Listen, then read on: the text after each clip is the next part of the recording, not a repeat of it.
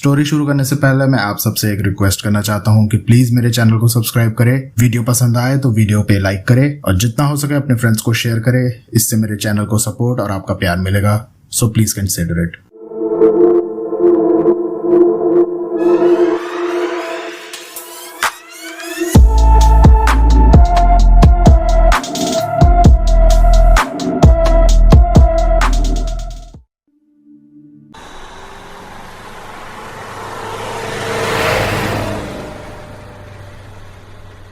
हौज खास को तो जानते ही होंगे ना, दिल्ली की जानी मानी पॉश लोकेलिटी। लोग वहां महंगे रेस्टोरेंट, पब, पार्टीज के लिए जाते हैं, मगर मेरा दिल वहां की सड़कें नापता है अपने दोस्त के लिए, उसकी एक झलक के लिए। हितांश मेरा स्कूल फ्रेंड था। स्कूल के बाद हम हाई स्कूल में भी साथ ही जाने वाले थे। बहुत अच्छा लड़का था, बेहद खुश मिजाज, फन लविंग, पढ़ाई और स्पोर्ट्स दोनों में बेस्ट था। बड़ी गहरी दोस्ती थी हमारी, साथ खेलना, साथ पढ़ाई करना, मोहल्ले के नुक्कड़ पर खड़े होकर बर्फ के गोले खाना। मगर वो खुशनुमा लम्हे सिर्फ यादों में कैद होकर रह गए, क्योंकि तकरीबन 20 साल पहले हितांश एक दिन अचानक गायब हो गया था, इसी हौज खास की एक आलीशान कोठी से। कहां गया, कैसे गया, कुछ सुराग नहीं मिला। लोग कहते हैं मिलेगा भी नहीं, मगर मेरा दिल नहीं मानता। वो बार बार चला आता है इन सड़कों चौराहों की खाक छानने, इस उम्मीद में कि शायद कहीं किसी रोज वो फिर से मिल जाए, हंसता हुआ, मुस्कुराता हुआ, और पीछे से मुझे पुकार ले। आज शाम अंधेरा कुछ ज्यादा ही गहरा हो गया था। हवा तेज चलने लगी थी, जैसे तूफान आने वाला हो।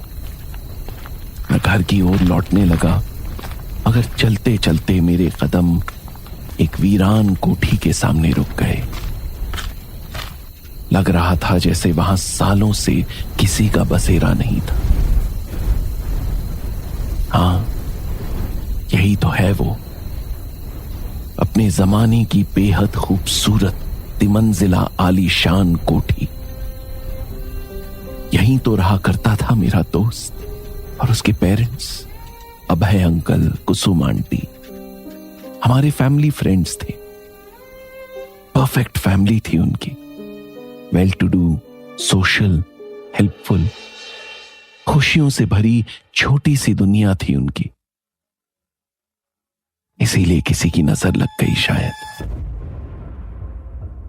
इसी कोठी से गायब हुआ था हितांश।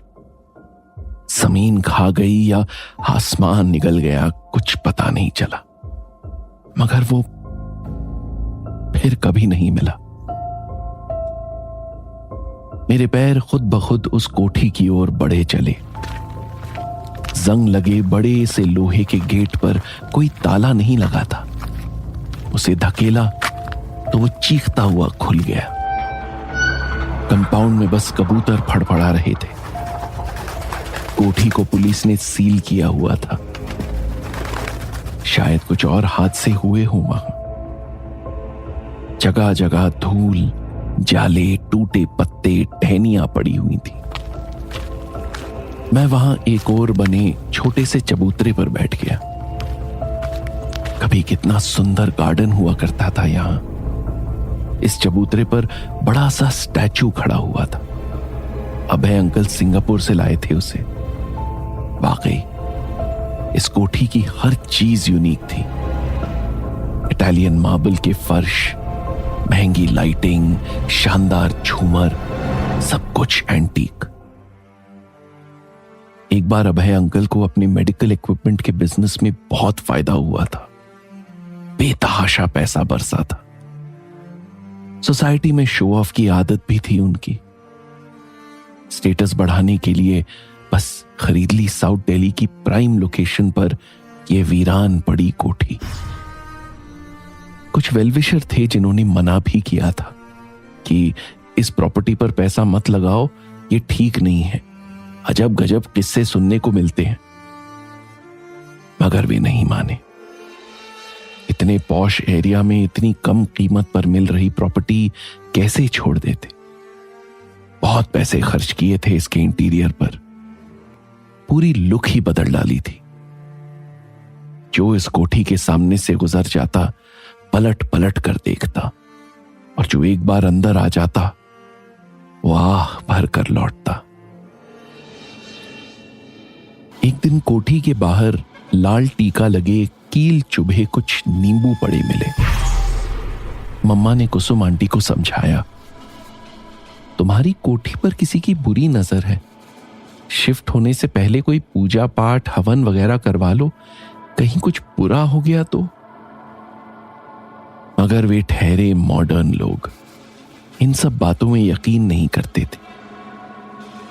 हाउस वार्मिंग सेरेमनी की एक शानदार पार्टी की और हो गए शिफ्ट। हितांश भी बहुत खुश था। दोस्तों को बुलाकर नया घर, खासकर अपना कमरा दिखाता था, जिसकी दीवारों पर पूरा अंतरिक्ष रंगा हुआ था। चांद, तारे, प्लैनेट्स, एस्ट्रोनॉट्स। एक दिन मैं भी आया था, मगर ज्यादा देर बैठ नहीं पाया।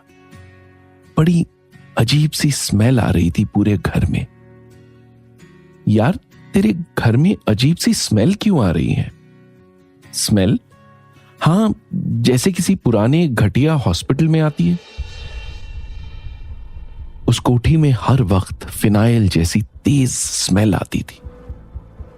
उसे तो शायद आदत पड़ गई थी, मगर मेरा बैठना मुश्किल हो गया था। पहले पहल तो सबको यही लगा कि शिफ्ट करने से पहले कोठी की जो साफ सफाई हुई होगी उसी वजह से यह स्मेल आती होगी। मगर काफी दिनों की सफाई के बाद भी वो स्मेल बनी रही। धीरे धीरे घर वालों को उसकी आदत हो गई, जिसे कम करने के लिए वो रूम फ्रेशनर या अगरबत्ती का इस्तेमाल किया करते थे। कुछ वक्त के बाद एक और अजीब बात होने लगी। घर के फ्लोर पर यहां वहां कुछ छोटे छोटे टुकड़े बिखरे पड़े रहते, करीब 1-2 इंच के, काले भद्दे सड़े हुए से टुकड़े, जैसे आधे जले हुए रबड़ के हो या किसी बेहद पुराने टायर के हिस्से, चिपचिपे से, बदबूदार। घर का नौकर भी उन्हें समेटते हुए परेशान हो गया था। वो कुसुम आंटी से शिकायत करने लगता, मैडम, मैं इन टुकड़ों को नहीं उठा सकता। इन्हें हाथ में लेते हुए ऐसा लगता है जैसे कोई सड़ा हुआ मीट छू लिया हो। बहुत देर तक मन खराब रहता है। एक बार कुसुम आंटी ने भी उन टुकड़ों को हाथ में उठाकर देखा। उनके हाथों में अजीब सी सिरहन हुई, बड़ा घिनौना एहसास था वो। उन्हें भी वैसा ही लगा जैसे उनके हाथ में रबड़ नहीं बल्कि सड़ा हुआ मांस का टुकड़ा रखा हो। उन्होंने चीख कर उसे खिड़की से दूर फेंक दिया। बहुत देर तक साबुन से हाथ धोती रही, फिर भी वो घिनौनी, चिकनी, चिपचिपाहट भरी फीलिंग, वो स्मेल हाथ से नहीं गई। बार बार घर साफ किया जाता, फिर भी वो अजीब टुकड़े कहीं ना कहीं से वापस आ ही जाते। कभी किसी कमरे में, कभी गार्डन में, और एक दिन तो खाने की प्लेट में भी। अभय अंकल बिजनेस के सिलसिले में इंडिया से बाहर गए हुए थे। यह सब उनके पीछे हो रहा था। आंटी उन्हें फोन पर जब कुछ बताती तो वो उसे कैजुअली लेते, मगर आंटी का डर बढ़ता चला जा रहा था। वो समझ चुकी थी कि यहां कुछ तो है जो ठीक नहीं है। कोठी के ग्राउंड फ्लोर पर एक गेस्ट रूम था, जिसका बाथरूम शिफ्ट होने के बाद ज्यादा नहीं खुला था।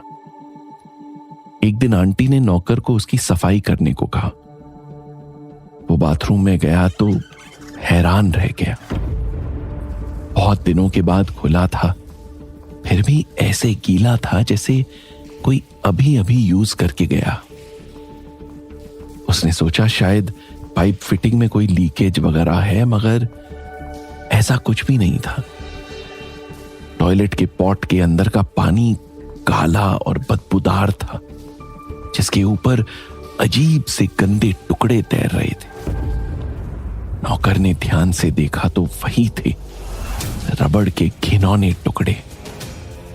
वो घबरा कर पीछे हटा तो लड़खड़ा गया। संभलने को बाथरूम की दीवार थामी, मगर उसे छूते ही सहम कर हाथ पीछे हटा लिया। लगा जैसे कोई घिनौनी चिपचिपी सी चीज छू ली हो। हथेली पर भी जलन सी महसूस होने लगी। कुछ दिख नहीं रहा था कि क्या है। दीवारें तो एकदम साफ थी, मगर एहसास वही था। उसे कुछ समझ नहीं आ रहा। खौफ माथे पर पसीना बन के बहने लगा।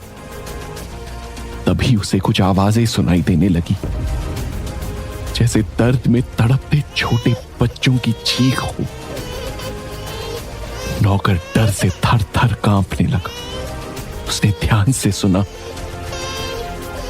आवाजें टॉयलेट के पॉट के अंदर से आ रही थी। नौकर झाड़ू, पोछा, ब्रश सब छोड़ छाड़ कर चीखते हुए बाहर भागा, उस कोठी के बाहर, और फिर कभी नहीं लौटा। कुसुम आंटी ने अभय अंकल को फोन पर सारी बातें बताई तो उन्होंने इतना ही कहा, मेरे आने तक बाथरूम बंद रखना, आकर देखता हूं क्या चल रहा है वहां। उन दिनों मैं स्कूल में नोटिस कर रहा था कि हितांश में भी अजीब से चेंजेस आ रहे थे। हर वक्त चेहरा बुझा बुझा सा रहता, बात बात पर सहम जाता, हमेशा खोया सा रहता। उससे कोई कुछ पूछता तो टाल जाता, मगर मुझे सब पता था। कहता, यार आजकल मैं ठीक से सो नहीं पाता। मेरे कमरे के पीछे जो आंगन है ना, वहां रात में कुछ छोटी छोटी लड़कियां चलती हुई दिखती हैं, जैसे कुछ ढूंढ रही हूं। कभी कभी जमीन खोदती हैं, जैसे वहां उनका कुछ गड़ा हो। मैं चुप रहता। उसे क्या तसल्ली देता जब मैं खुद ही कुछ समझ नहीं पा रहा था। उस रात मैंने अपने पेरेंट्स को भी अभय अंकल के बारे में बात करते सुना। पापा कह रहे थे, अभय को किसी साइकाइट्रिस्ट को दिखाना पड़ेगा, उसे कुछ फॉल्स इल्यूजन्स हो रहे हैं। कोठी में शिफ्ट होने के बाद कहता था, रात को ऐसा लगता है गार्डन में कुछ लड़कियां घूम रही हैं। अब कहने लगा है कि वो दिखती भी हैं, कभी वे घर की घंटी बजाती हैं और किसी शुक्ला के बारे में पूछती हैं, कभी बिना कुछ बोले चली जाती हैं। रात को भी बच्चों को रोने की आवाज सुनाई देती है। बड़ा खोया खोया सा रहने लगा है। वहीं मम्मी कह रही थी, ये रोग डॉक्टर के बस की बात नहीं है। मैं तो देखते ही समझ गई थी कि उस कोठी पर कोई रूहानी या ऊपरी असर है। वहां जाते ही मुझे तो बड़ी घबराहट होने लगती है, धड़कनें बढ़ जाती हैं। कुछ तो भूत प्रेत टोने टोटके का चक्कर है वहां, वरना यूं ही ऐसी कोठी कौड़ियों के दाम कोई ना बेचता। मुझे नहीं पता था क्या सच है क्या झूठ। मुझे तो बस अपने दोस्त के लिए फिक्र हो रही थी, और पापा को अपने दोस्त की। उन्होंने तो अभय अंकल का केस कुछ डॉक्टर फ्रेंड से डिस्कस भी किया था। उस दिन के बाद हितांश स्कूल नहीं आया। पता चला वो मिसिंग है, कहीं नहीं मिल रहा था। मम्मा पापा और उनके एक फ्रेंड डॉक्टर नीलेश अभय अंकल की कोठी पर पहुंचे। अंकल आंटी रो रो कर बेहाल थे। उन्होंने बताया कि हितांश को आखिरी बार कोठी में नीचे खेलते हुए देखा था। वो एक दोस्त के साथ खेल रहा था।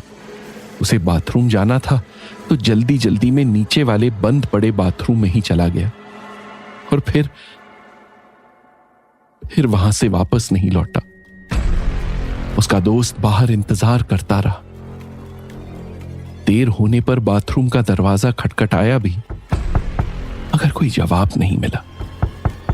फिर उसने कुसुम आंटी को बुलाया। उन्हें लगा हितांश शायद अंदर बेहोश हो गया है।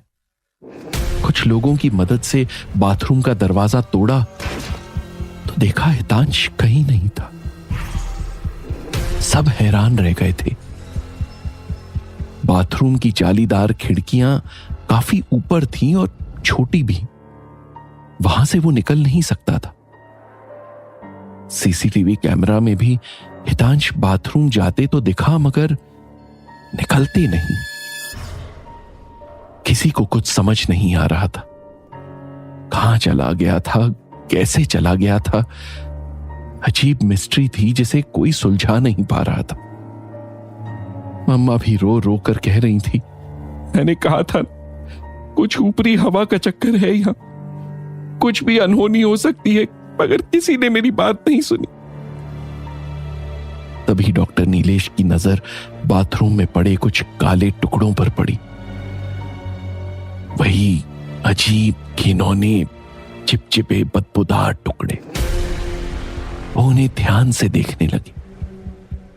एक टुकड़े को हाथ में उठाकर नजदीक से देखा तो उनके चेहरे का रंग उड़ गया।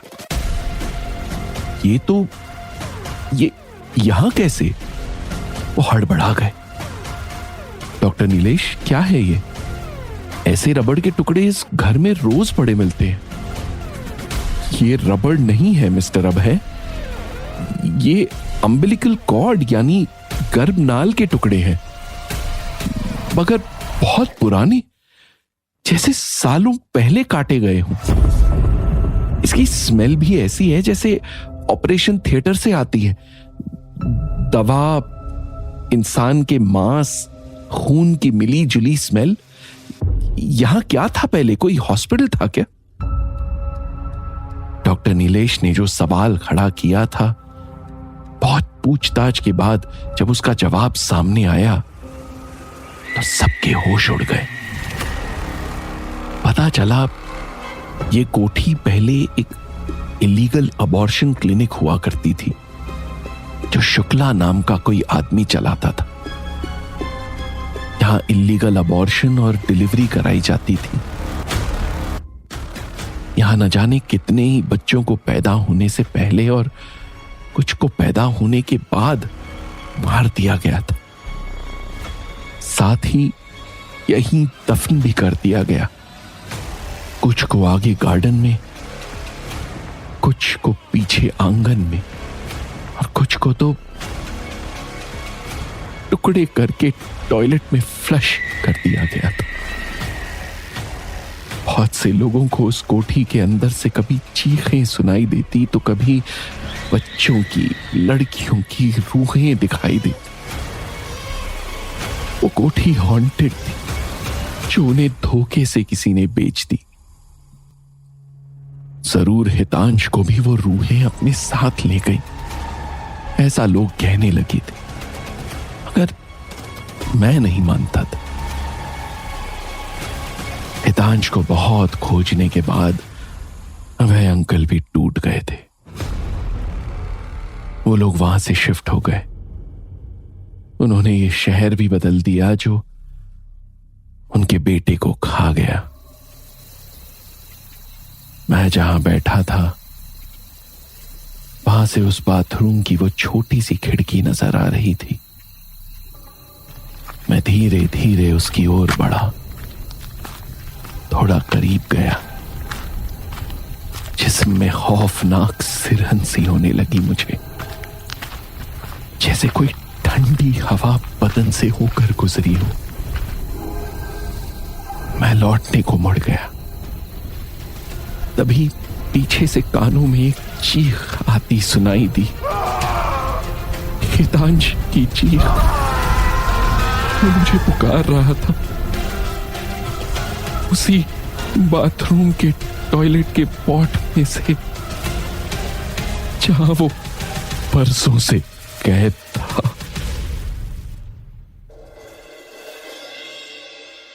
This is a Commune podcast. Original story by Jatin Bhasin. Written and adapted for this podcast by Deepthi Mittal.